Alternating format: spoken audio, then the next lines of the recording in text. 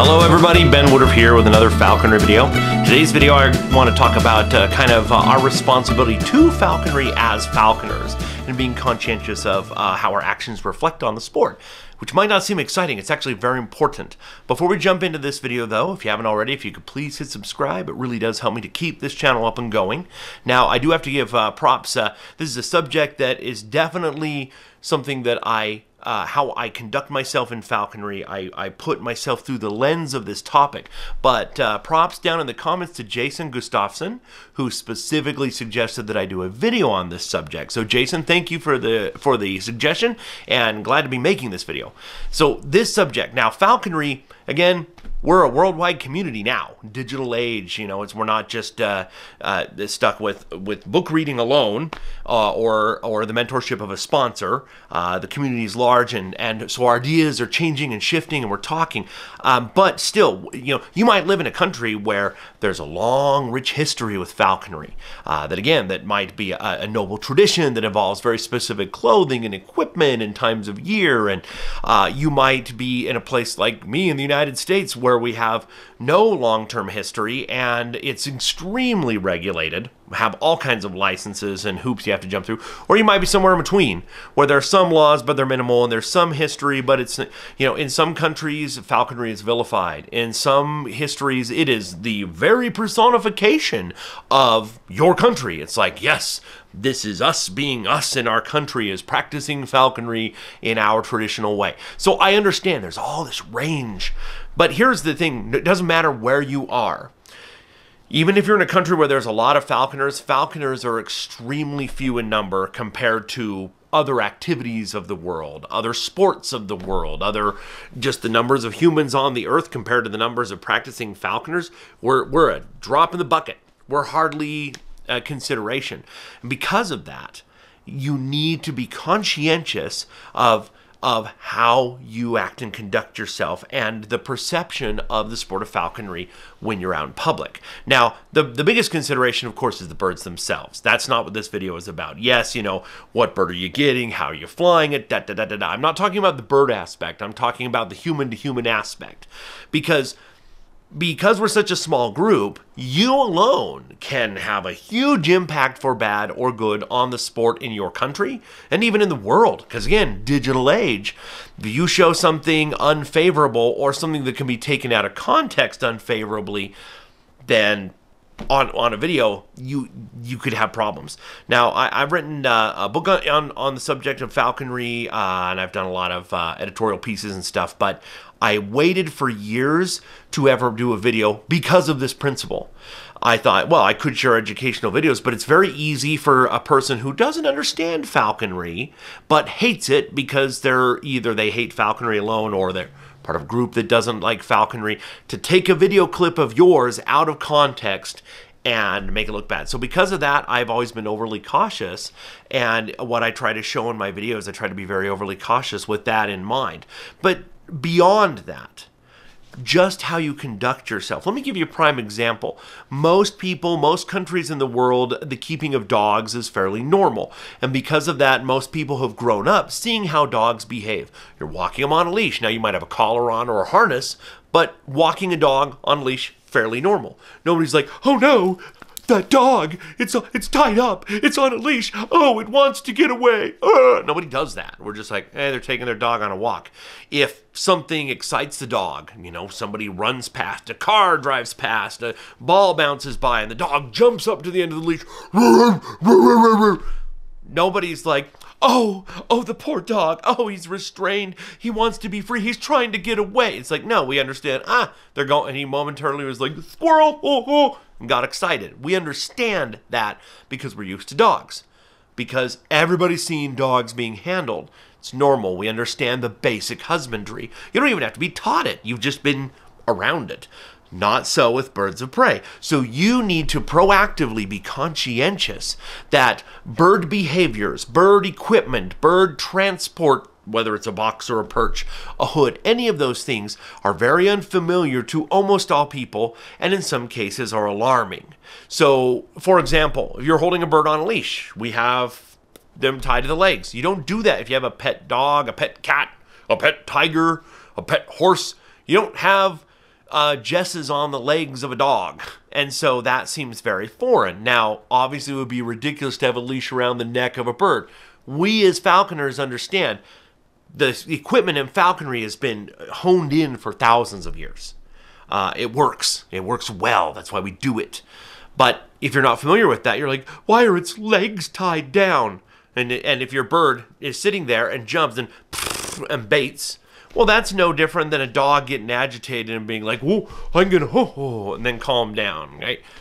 It's no different, but you have to be calm and help other people understand that. If you're walking past some people and they see that and they're like, and you overhear them like, "Oh," or they seem alarmed, you need to be able to have the presence to calmly explain, "Oh, don't worry. This is what's happening." Birds normally, you know, when they're getting ready to go hunting, they're amped up. They're like, okay, should I go fly to a perch? Should I go here? And it's normal for every few minutes that they might bait. It's fairly normal for a bird that's primed and ready to hunt. And explain that. It's very good. One of the things that I've done, I used to do a lot of public wildlife education. And what I found is in some circumstances, like maybe you're at a Renaissance fair or something, if you have birds out on regular perches like a block perch or a bow perch, sitting in their normal, just the motion of a bird jumping off the perch to the ground and getting back up made some people, "Oh no, what's going on?" Now, if you're doing a little rotation type class setting, you can explain what's happening. But if you were like at a Renaissance fair and you have all these people walking by, you're talking to these people over here, bird jumps over here, and these people are like, "Oh, that's terrible," and they're filming. "Look, this is so sad. Look how terrible. Oh, geez." You didn't have a chance to explain it. So for me, just a little change I made is if I'm doing that sort of a setting, for some reason, I've found that perches that are about 5 feet tall, like a screen perch style, just for an educational setting, not a normal perch for upkeep, but you're just for display. "Oh, I got this bird here," basically around eye level. And if they bait from that position and get back up, for some reason, in the human mind, it doesn't alarm the uneducated individual as much. So your behavior explanation is always important.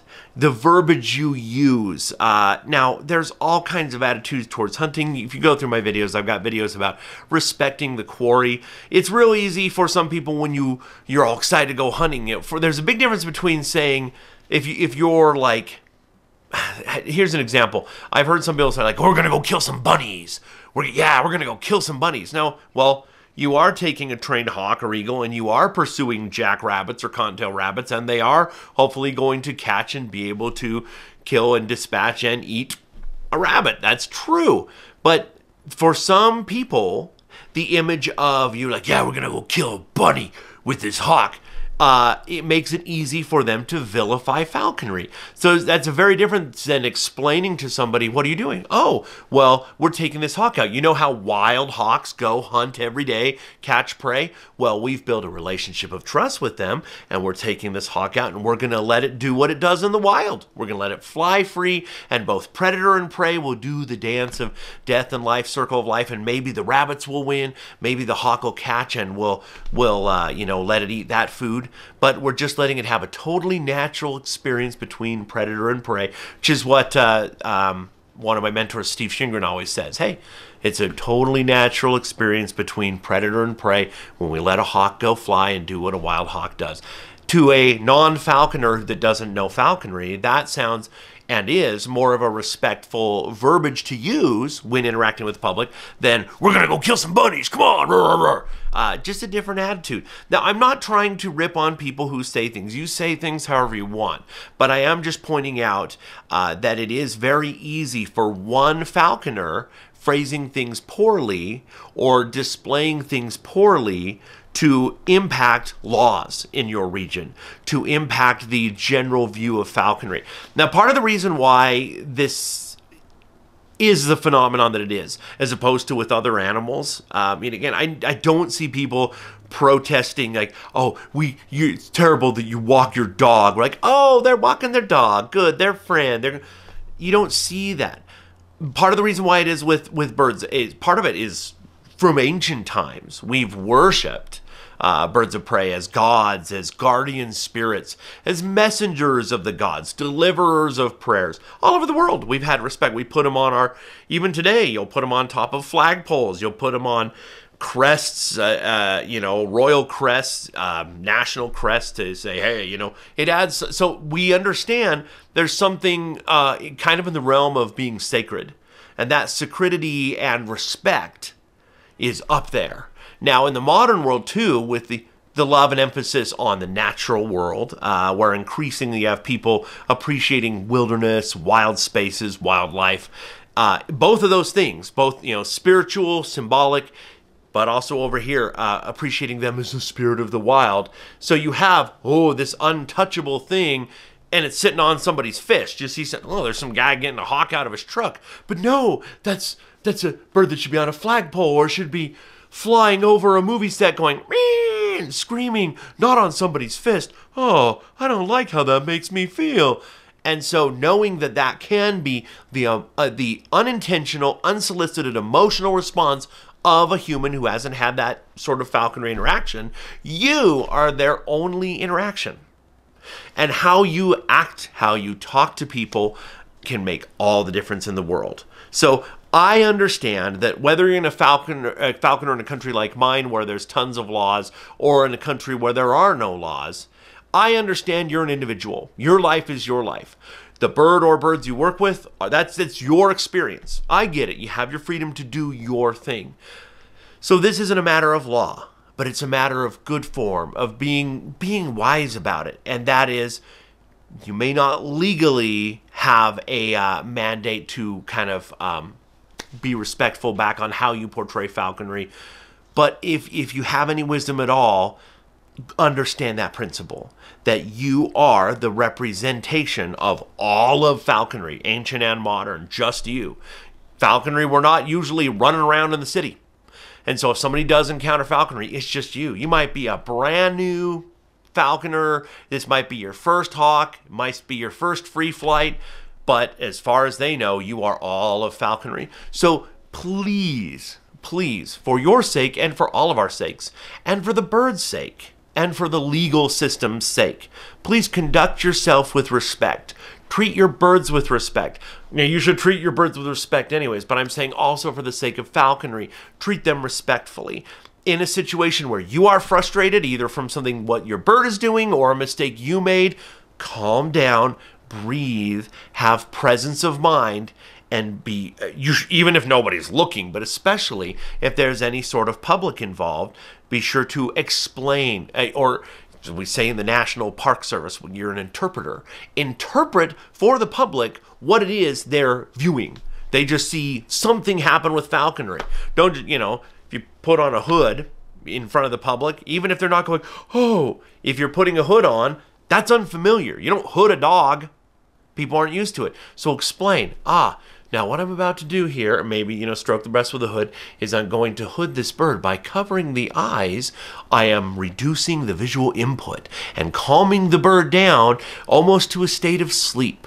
Without the visual input, perhaps 80%, as much as 80% of their neural processing goes into a relaxed state, and they travel more calmly. And the stimulus of your dog or your bicycle that just came up doesn't alarm them. I know it's very different than with a mammal, but for a bird, but I know I sound a little patronizing the way I'm saying it, but I'm saying that's very different than just being like, and then walking away. There's people around. Help interpret for them what they're seeing, and use your choice of words in a way that shows the respect you're trying to show for the birds, so that falconry as well will be shown in the highest caliber that we can practice it. Now again, if you're the only falconer on the planet and you lived a million miles from anybody else, I would hope that we would all still practice falconry in that same way. That's what we should be doing. But nevertheless, the point of this video is to always keep that in your mind, that people are watching you. Not because you're like, oh, look, I got a bird. Oh, I'm going to get a selfie with it. That's not why. That's not what I'm talking about. I'm talking about the fact that you represent this entire sport for everybody, and your choices and the way you talk can impact the future of this sport. So please always remember that and keep it in mind, and it will serve you well. I promise you it will. I hope that's a good thought. And again, Jason, thank you for the suggestion. It was a great suggestion and definitely a topic that we should all be reminded of, me included. And if you haven't already, please hit subscribe and let me know down below in the comments what your thoughts are on this subject, as well as videos you would like to see in the future. And as always, happy hawking.